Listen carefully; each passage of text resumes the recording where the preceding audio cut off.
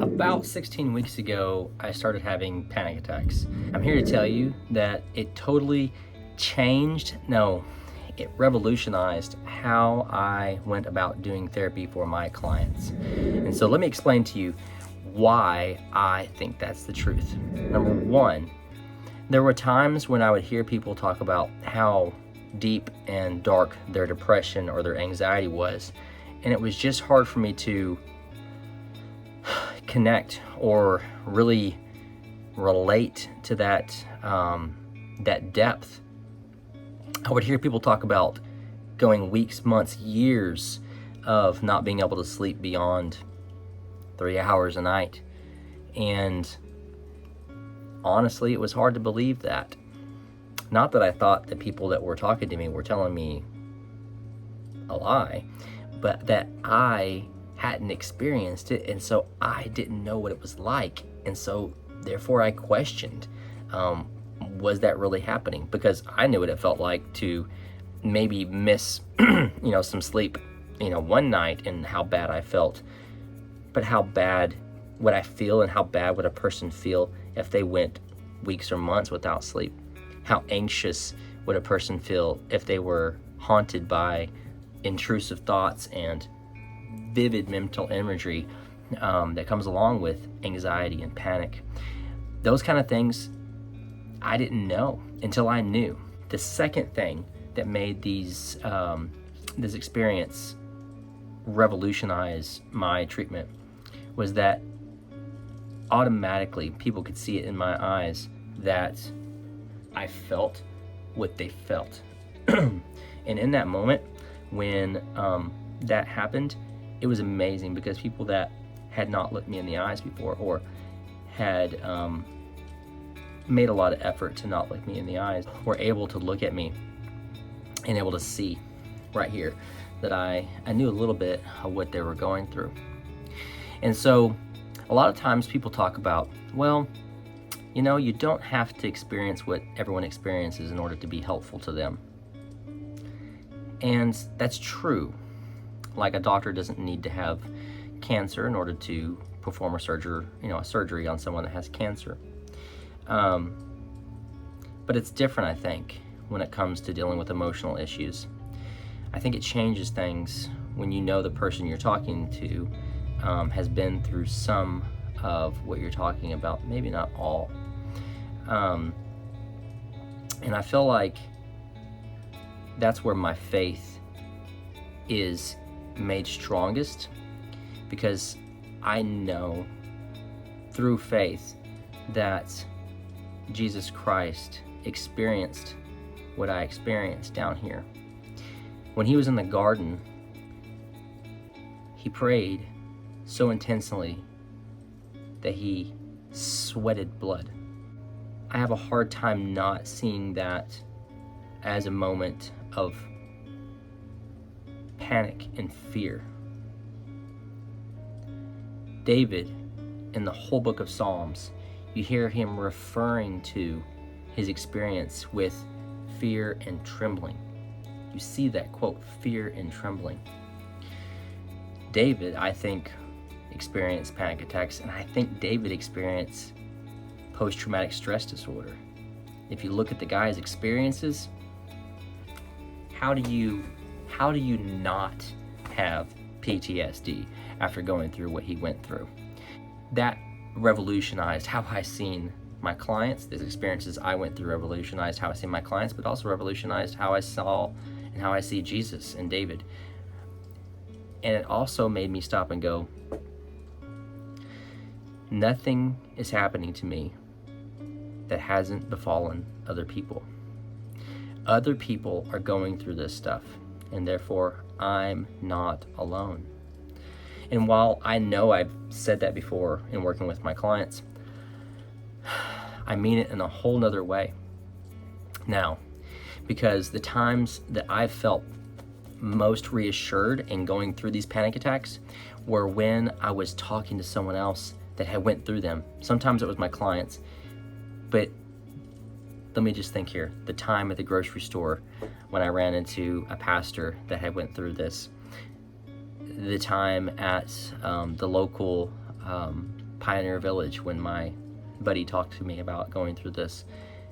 The time I talked to my relative about going through these. The time I talked to the random lady at the checkout line in the grocery store and she told me about her experiences of going through this stuff. It made me realize that I wasn't alone and that this is not God attacking me. This is not some fault of my own. That this is something that my body's going through in response to something in my life.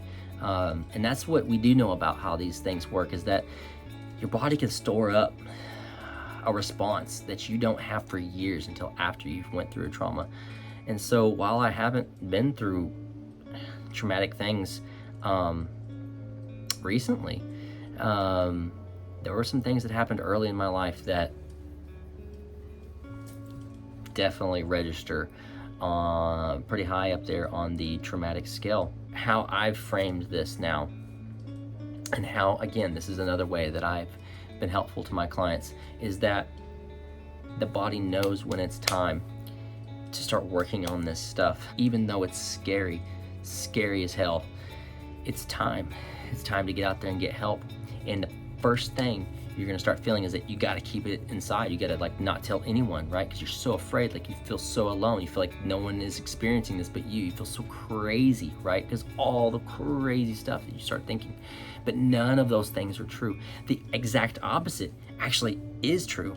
And all those things are trying to keep you from connecting, when connecting with others is gonna be what does help you know that you're okay. That you're okay. And that you're not whatever your panic is telling you, like me, that I was going crazy, that I was gonna die, that I was a horrible person in all the most unimaginable ways, right? All of those things are not true. They're actually the opposite of true, which is I am a caring person, that my mind is intact, that I can't predict my death or not, this is not going to kill me. And the love that I have for my family and friends, and all that panic questioned all that, but you know what? All those things I know are true. I know I love my family. I know I love my friends. I know I love the job that I do. I know I love working with my clients. And you see, now that I've experienced that, now that I've felt that fear, and now that I know that, and I'm able to start to really grasp what I'm really feeling throughout my day, I know that I like talking to people and sharing with them that things are gonna be okay, that there is gonna be a way out, that there is a light at the end of that tunnel, even though the panic might have covered it up with curtains and stuff. I know that I like doing that. And so that's what even triggered this video today. It's been months since I've done videos because I've been so afraid, so embarrassed, and so ashamed to share how I feel, because man, this scared the mess out of me. And I didn't know that you guys were dealing with this. I didn't know that I was dealing with this. I didn't know that other people were gonna deal with this. And guys, now I know more about it. And I've even went back to a friend of mine and apologized for not being as caring as I could be to him when he was really in the midst of a lot of this stuff. No, I wasn't belittling his experience or anything, but I definitely didn't know what he was going through, and so I wasn't able to respond in a caring way, in a way that I felt like I can do now. And I went back and I basically just asked for forgiveness because, wow, I didn't know, and I was met with, of course, kindness and grace, and it was a really enriching time. Again, one of those experiences that just really filled my heart up and gave me a sense of peace, deep, deep, deep peace. And so that's why I share this video with you, to tell you that no, you're not alone. I am a therapist, and yes, I've had panic attacks, and I did not think they were going away. My body shook for 6 weeks. I couldn't sleep beyond a wink, a few moments at a time throughout the entire night, and that went on for a long, long time. There were times that I thought that I was probably gonna go to a psychiatric hospital. I didn't. But, you know, I still think sometimes looking back, maybe I should have, maybe I needed to, but I didn't know that I needed to. And so one of the verses from the Bible that, again, going back to David, who was dancing naked in the streets, he said he will become even more undignified than this. And I think that's the key.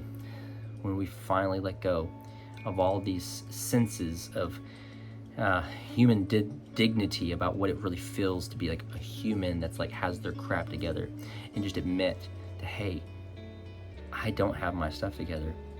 I find so much more freedom in that, because it's a confession that I can't do it on my own, that I need you guys, that I need others, that I need my friends, I need my family, and that I have to admit my struggles.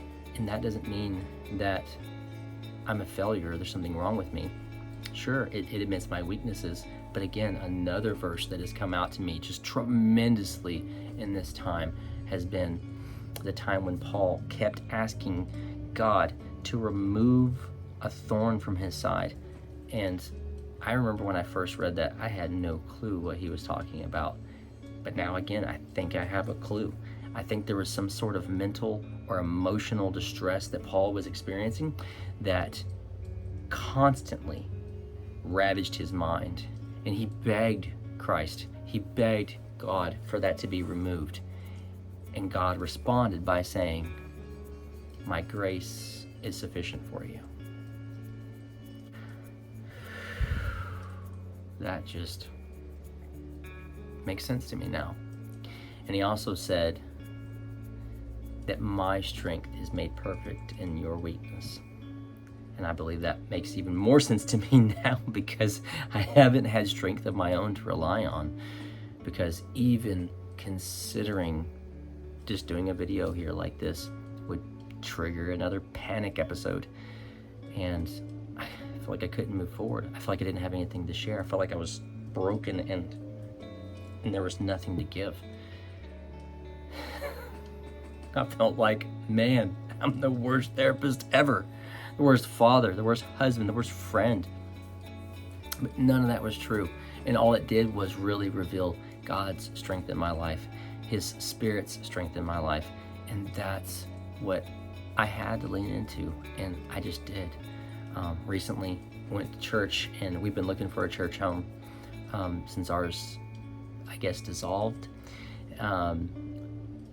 And I, you know, a lot of you guys watch my videos, you know, I don't have a whole lot of like apprehension now about things. And so like as soon as the pastor up front was like, hey, if you want prayers for something that's in your mind that's troubling you, come up front. You know, not being a regular member of that church, people might feel like they are, you know, afraid to do that. But like, I was like, I don't care. You just offered me to get some help, get some relief. I'm coming down front. I don't care, in front of whoever, whatever, and bawling my eyes out.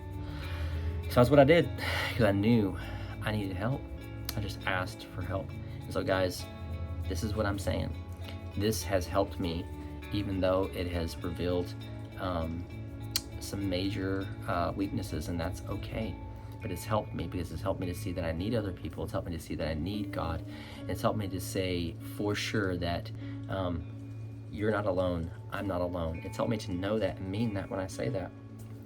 So guys, I hope this has been encouraging to you to know that you're not alone, that there are other people out there going through these symptoms, these wild symptoms, body symptoms, intestinal, digestive symptoms, crazy thoughts symptoms, and to know that God is with you. God sees you. He promises He is close to the brokenhearted.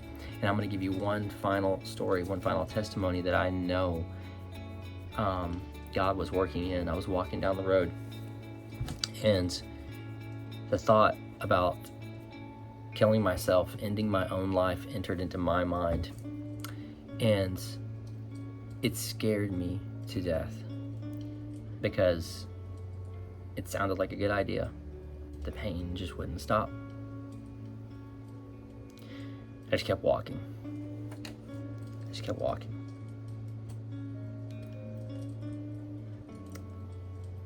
And someone I knew pulled up quickly and jumped out of their car. And they just began testifying, saying that God is good, that I had helped them in their life. And they just ran over to me, and I just hugged them, and they hugged me, and we just started praying. I don't know if I started crying or not, but I just knew God sent that person to reassure me, to show me that this stuff, that there's healing for this, that this stuff does pass, and that that I had helped somebody with it, and didn't even know that I had helped somebody with some of this stuff. So to kind of answer the question full circle, can you help people without going through it? Apparently you can. And even though I understand it on a whole different level, because I went through it, maybe that's the way things are supposed to be. So I enjoy talking with you guys today. This lifted my heart to share this story with you, these stories with you, and I hope you're encouraged, and I hope you find someone to share your story with, because I know it will help you. And I'm not just talking about a counselor or a pastor or even, but a friend, a family member, or your dog. My dog became a much deeper part of my life through this process. And when I woke up the other night at like 3 o'clock and I couldn't go to sleep, he just crawled up on the couch and laid on me. And he's a 90-pound dog. He just knew what I needed. It's just a natural thing. He knew that I needed that pressure on my chest just to help me. So thank you guys for listening. Hope you have a great day, and I hope this was, again, a blessing to you, and I hope this is something that does enrich your life, and I do hope that you're able to find some relief in your life. God bless you, and as always, guys, this is the Light Source Group, and I'm not the light source, but you guys know who is.